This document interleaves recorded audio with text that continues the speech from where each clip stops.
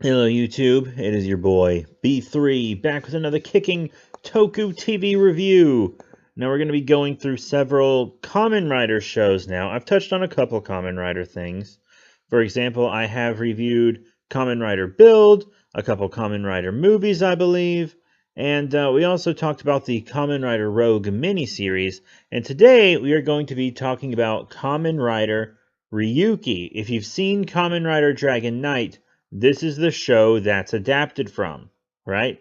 It was the 12th Kamen Rider show, but it was the third Heisei one. So it was 2 series after Kuga. We reviewed the series before it, Agito. We already reviewed that. But this is really cool. This is one of the first ones I ever watched. It'll have a special place in my heart among tokusatsu shows and Kamen Rider forever.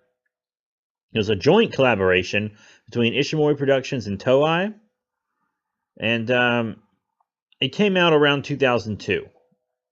So I was in 2nd grade when this aired, but I was a freshman in high school when Kamen Rider Dragon Knight aired, and obviously I didn't watch either of them then. I didn't watch this until I was an adult, so, that's how it be. That's how it be. Those who don't watch don't survive. But yeah, so it was like kind of a big deal when this was adapted into Masked Rider Dragon Knight, or some people still just call it Kamen Rider Dragon Knight. But in the show, there's like this mirror dimension that's full of monsters. Sometimes the monsters can come to the regular world and eat people.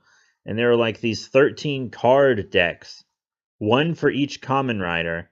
And the way the Kamen Rider's powers work are really cool. They all have these base forms, and the base forms are kind of like almost powerless. They basically just give them the ability to travel to the mirror dimension, and that's pretty much all the base form can do. But the monsters in this world are a bit more intelligent than they seem, and the Kamen Riders can make a contract with a monster and then borrow that monster's powers to give themselves a new look and enhanced abilities and stuff. But they have to feed the monster. They either have to feed the monster other mirror monsters, so fight and defeat other mirror monsters, or they have to feed the monsters human beings, so kill human beings and feed them to the monsters. That's what they gotta do. And if you don't feed your monster will eat you. It's pretty crazy, right? I really like it. But it's also kind of like a 24/7 battle royale tournament of sorts, right? There can only be one Kamen Rider left standing. All the Kamen Riders have to kill each other. There are a couple that don't want to kill, but they're in a position where they literally have to survive.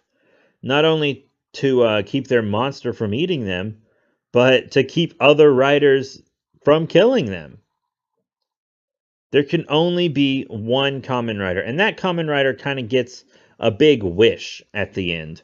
And you'd be surprised as to which rider gets it, to be completely honest. We'll talk about that later.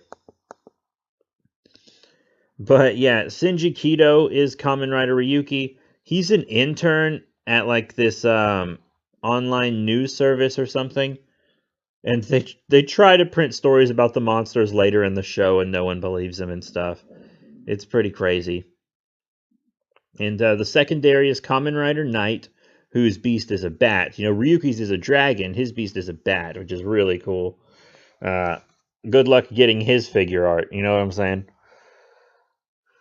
But there's all kinds of stuff. And once again, there are 13 riders, but then there's also like an artificial rider as well. Because there's like Kamen Rider Oja, who's like the big bad behind everything. And then you have all these Kamen Riders with different motivations. One wants to avenge a death. One is just kind of bored. One's a lawyer who's doing it for like himself. There's another guy who just wants to be rich.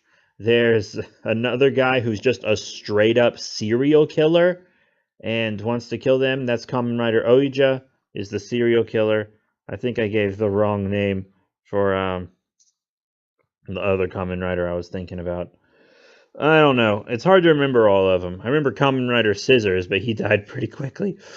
So yeah, there's all these different Kamen Riders fighting each other. So if you like Kamen Rider shows with just like lots of riders, then this one's good. Because you got Kamen Rider Ryuki, Knight, Scissors, Zolda, who's a big fave of mine, Raya, Guy, Oija, Odin, Tiger. Then you have Alternative and Alternative Zero, and also Kamen Rider Emperor.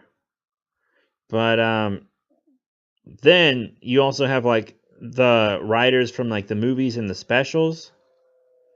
And that's like Ryuga, who's just a dark version of Ryuki. You got Verde and stuff, and others that didn't appear as well. And then there's also a Ryuki rider, but there's another one who's like a blue shark dude, but he's only in Kamen Rider Decade. So, you know, just kind of don't expect to see him. If you've seen like the figure art or an image of the shark themed Ryuki rider, he's not in Kamen Rider Ryuki. He's a Kamen Rider Decade character. So he's in the alternate Ryuki dimension. Just a fun fact. Because I watched Decade first, and then I wondered why that rider wasn't here when I came back and watched Ryuki. But yeah, I really enjoy Kamen Rider Ryuki. It does have a bit of a slow pace, but the characters and the story are really good. So you don't really mind the slow pace, you know? Like, the slow pace in Agito kind of got on my nerves after a while, but the slow pace in Ryuki is totally fine. I'm totally fine with it. And I think all the mirror beasts, the mirror monsters have really cool designs. I think the Kamen Riders all have really cool designs because they have like the kind of night kind of vent like shells on their faces.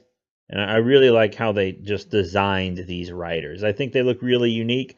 Like whenever you see a rider from Ryuki in your mind, you don't have to think about which show that rider is from. You're just instantly like, that's a Ryuki rider. That is a Ryuki rider. You don't even have to think about it. They have such a unique look among Kamen Riders. And they're also unique enough among each other so that you can tell them all apart with ease. And I really like the designs, the suit acting, the choreography, all good. The CGI is pretty bad, but this is CGI for children's television in 2002. So of course it's bad, right? Of course it's bad. CGI on television is always worse. CGI for children's shows is always worse. And CGI from 2002 comparatively is pretty bad to the CGI today, for the most part. CGI always looks better when spliced well with practical effects, and I think for the most part it is in this show. For the most part. We got some pretty cool plot points now. And this is where we're going to enter spoiler territory. So if you do not want to hear major spoilers for Kamen Rider Ryuki, I expect you bounce now. This show, while it does have a lot of riders, doesn't go crazy with the forms. None of the riders seem to really have alternate forms except for the survive mode, which only Ryuki and Knight can access. And it's just one form change, so it's not a big deal. So every rider has three forms. The base form, which we don't really see for anybody but Ryuki, and it's very briefly, their regular form, and then just Ryuki and Knight have survive. So all the riders have two, but we only see one for most riders. And that's kind of nice. Because when you have that many riders, you don't need a bunch of different forms. So that works out. And there's all this really cool stuff, like the bad guy isn't really that bad. You know, he's just doing all this to save his sister, but it seems like his sister's kind of past saving, and he's trying to save like a copy of his sister.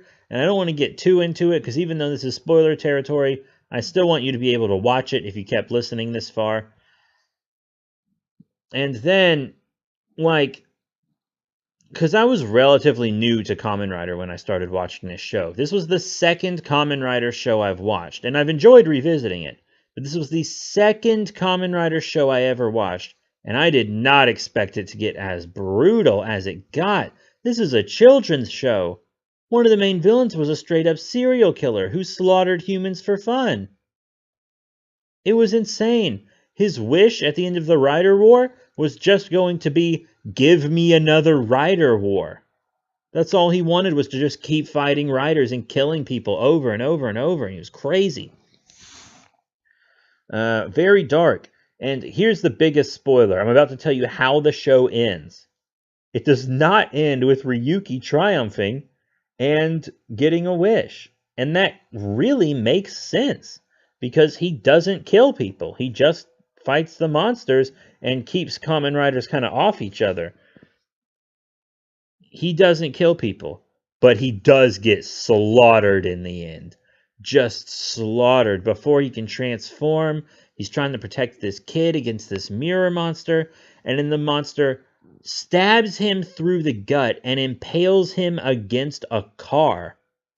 And when it removes its stinger, he slides down the car and leaves like a trail of blood on the car door. And I was like, holy shit, this is children's television. What the fuck just happened? It was insane. I can't believe how insane it was. It was really just way out there. And then Knight ended up winning instead, the secondary rider. And his original wish was to bring his girlfriend out of a coma. You know. But he also didn't want his best friend to stay dead, you know. So he made this kind of wish that, like, kind of just rebooted the world in a way, where his girlfriend was out of her coma and Ryuki was alive, but he and Ryuki didn't really know each other. So he brought him back to life at the cost of their friendship. The ending was a little confusing, I'll admit. It was a little confusing, but that's how I read it. And I think it was pretty cool, you know? Killing off the main rider. I mean, there have been other shows that have done that. Like, one down the line, a big spoiler for another show, so I'm not going to say it, but I will when I get to that show. And I know this has been a long one, but there's a lot to talk about for Ryuki. So I'm going to go work on my own tokusatsu show right now. If you would like to support that, there should be links in the description below. You can support it on Indiegogo or Patreon. It's called Toku King, our own original tokusatsu character. He's very cool. But also remember to rate, comment, and subscribe. Check out all the cool links in the description below, Facebook, Twitter, etc. I got more Toku TV reviews coming soon. In fact, next time, I think we are going to do Kamen Rider Kabuto. Yeah. Ryuki's a great starter, but Kamen Rider Kabuto might even be a better starter rider series. So that's it. Thank you all once again, and I'll see y'all later.